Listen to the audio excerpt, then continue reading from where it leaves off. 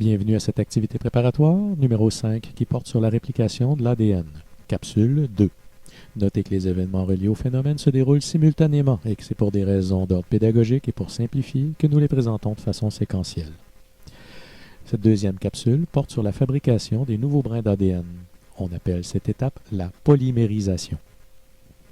Au cours de la capsule précédente, nous avons vu que l'hélicase a séparé les deux brins d'ADN dans une région nommée origine de réplication. Des protéines fixatrices ont alors stabilisé les brins d'ADN séparés et la primase a construit des amorces qui serviront d'ancrage. Dans notre exemple, le brin d'ADN qui se présente dans le sens 5' vers 3' est associé à une amorce. Le brin d'ADN qui se présente dans le sens 3' vers 5' est associé à 4 amorces. L'étape de polymérisation consiste à ajouter des nucléotides d'ADN qui sont complémentaires au brin d'ADN qui sert de matrice. C'est l'enzyme ADN polymérase 3 qui tient ce rôle. Cette enzyme est représentée ici en bleu. L'ADN polymérase 3 s'accroche d'abord à une amorce. L'amorce constitue le point de départ de cette enzyme. L'ADN polymérase 3 glisse ensuite sur l'amorce dans le sens 5', 3' de cette amorce.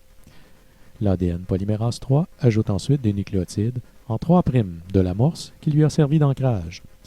Cette suite de nucléotides est représentée ici par un rectangle jaune pâle qui s'allonge. On appelle ce premier brin d'ADN synthétisé brin fils continu. On le dit continu parce qu'il est généré d'un seul trait et sans obstacle. Notez que ce brin nouvellement synthétisé est complémentaire au brin d'ADN du haut. Si on trouvait ici un A, on trouverait un T vis-à-vis. Si on trouvait un C, on trouverait un G. Le brin fils continu se génère sans trop d'obstacles. Il en est autrement de l'autre brin à synthétiser.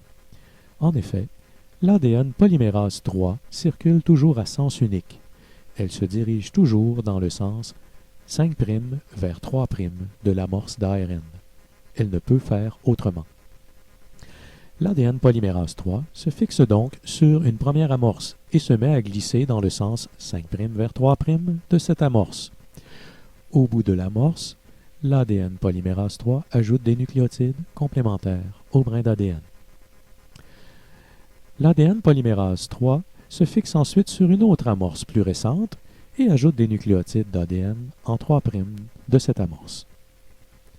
Lorsque l'ADN polymérase 3 frappe une amorce plus ancienne, elle se détache et revient à une amorce plus récente pour recommencer son travail. Et ainsi de suite. Le brin d'ADN qui est synthétisé de cette manière est nommé brin fils discontinu parce qu'il se fait de façon interrompue. Le brin fils discontinu est donc composé de plusieurs segments d'ADN entrecoupés par des amorces d'ARN. On nomme fragments d'Okazaki les segments d'ADN qui se retrouvent entre deux amorces d'ARN. Jusqu'à maintenant, notre animation n'a illustré que les événements qui se sont déroulés d'un seul côté de l'origine de réplication, la gauche. Souvenez-vous que nous avons suivi l'hélicase qui s'est dirigée vers la gauche de l'écran. La polymérisation s'est déroulée dans le sens des flèches illustrées en bleu pâle. Sachez toutefois que les mêmes événements surviennent de l'autre côté, à la différence près que les brins continus et discontinus sont inversés en raison du fonctionnement à sens unique de l'ADN polymérase 3. Le sens de la polymérisation est illustré par les petites flèches bleu pâle. Les origines de réplication se trouvent au centre de l'œil en formation. L'hélicase, qui poursuit son travail de séparation des brins d'ADN, se retrouve à une jonction qu'on appelle fourche de réplication.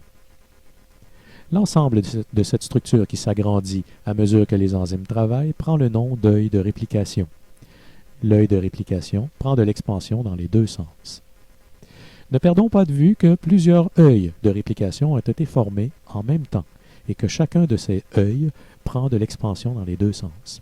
Tôt ou tard, les œils finissent par se rejoindre et mènent à la formation d'une molécule d'ADN identique et complète. Mais avant d'y arriver, il faudra remplacer les amorces d'ARN par de l'ADN. C'est ce qui fera l'objet de notre dernière capsule.